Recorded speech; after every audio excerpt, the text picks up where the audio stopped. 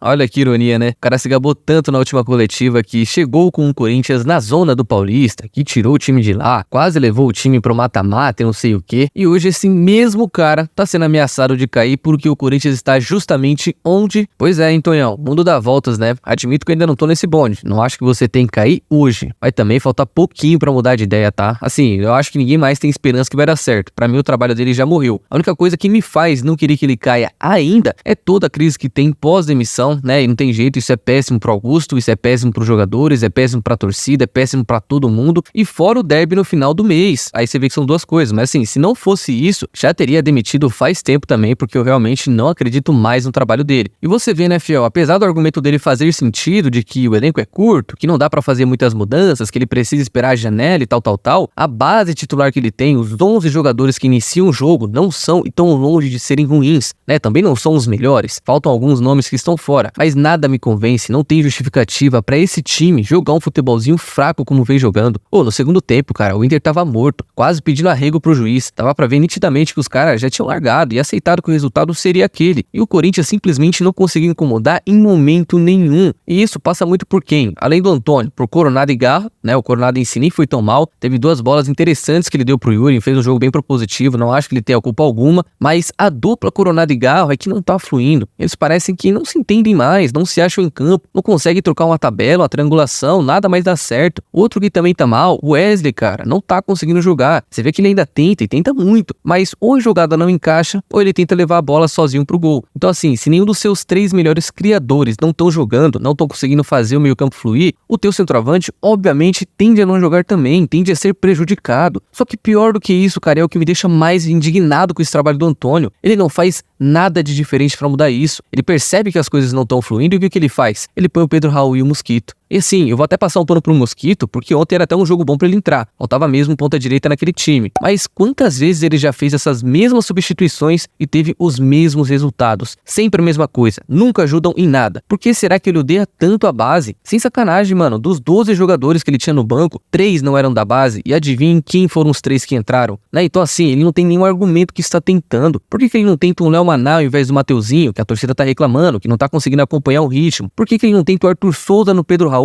que, o moleque fez o gol contra o São Paulo e sumiu, foi o artilheiro da Copinha e não jogou até agora, né? O próprio Moscardo, cara, que iniciou contra o São Paulo e poderia muito bem ter entrado no lugar do Coronado ontem, que tava quase tendo uma lesão de tanto que correu, não entrou. Então assim, cara, além do Antônio tá muito perdido no trabalho dele, ele claramente tem medo de tentar novas ideias. Já foi um parto pra ele colocar o Coronado e o Garro juntos, ele só fez isso porque realmente não tinha opção. Então, desse jeito, pode esquecer que tu não vai mudar nada não, tá? Se for pra manter esse time pro final de semana, já prepara a demissão porque ela é certa.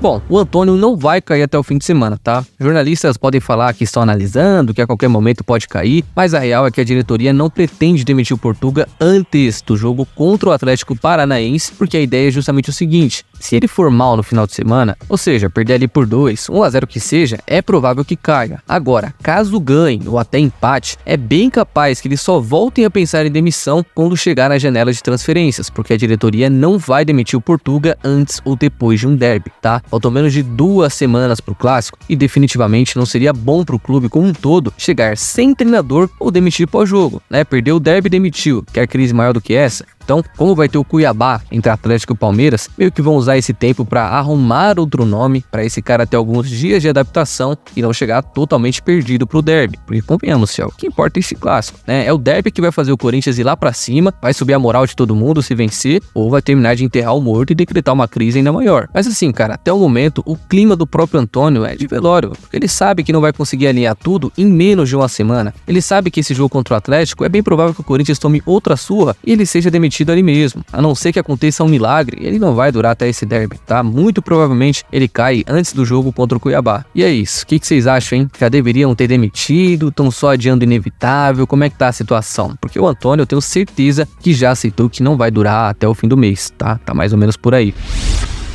Antônio, sua hora tá chegando, mas enquanto isso, Danilo, treinador do Sub-20, agora é ex. né, ex-treinador do Corinthians, porque foi demitido nessa quinta-feira depois de uma goleada que pegou muito mal internamente, tá? Tomar de 6-0 pra quem quer que seja, né, mas tomou pro Cruzeiro, foi o fim da linha pra ele e pra mim demoraram até demais pra isso. Só o fato do Sub-20 não tá brigando nem na parte de cima da tabela do brasileiro, na verdade tá brigando pra não cair, apesar de não ter rebaixamento, né, mas estaria brigando pra não cair, era um motivo pro Danilo ter ido embora há muito tempo. E aliás, só pra pontuar essa questão, eu até concordo que base boa não é que ganha sempre, é que revela, tudo bem. Só que se a sua base não ganha nada, não disputa nada, tá sempre perdendo, os meninos também tendem a não evoluir, né? Então que bom que tomaram essa decisão. Só que, cara, o meu maior medo agora, e isso até vale pro Antônio também, é quem vão trazer pro lugar, porque já não estão ligando pra base ultimamente, né? É só cargo pra amigo e jogador, um pessoal que não tem conhecimento técnico, aí vai contratar, traz 20 pernas de pau de não sei onde, 8 mais ou menos, então a chance de trazerem um cara qualquer, sem gabarito, sem experiência, sem nada, apenas por uma certa amizade / proximidade de alguém da diretoria, é enorme, e é isso que me preocupa. Cara, se tem uma coisa que essa diretoria não melhorou literalmente nada em relação à última, e também parece que nem faz questão, é em relação à base. Tá largada, tá jogada, mas vamos ver os próximos passos, né?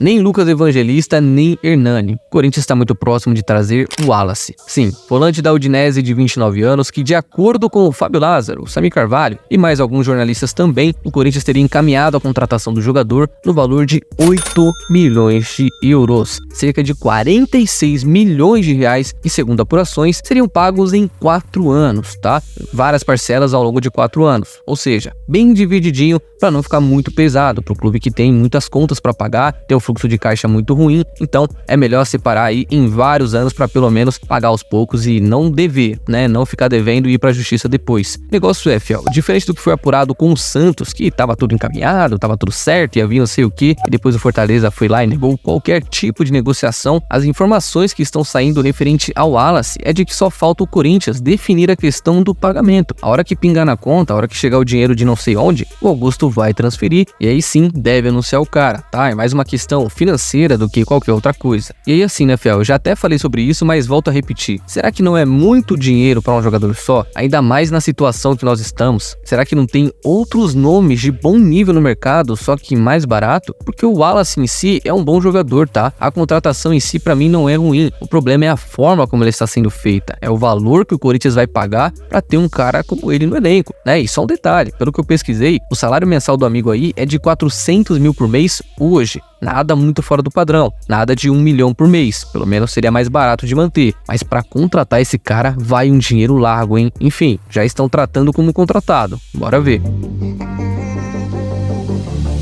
Então, fiel, é isso por hoje. E antes de vocês saírem do vídeo, não se esqueça de deixar a curtida e se inscrever no canal, que já vai estar me ajudando demais e vai contribuir para mais vídeos por aqui, certo? Espero vocês numa próxima, tamo junto e vai, Corinthians!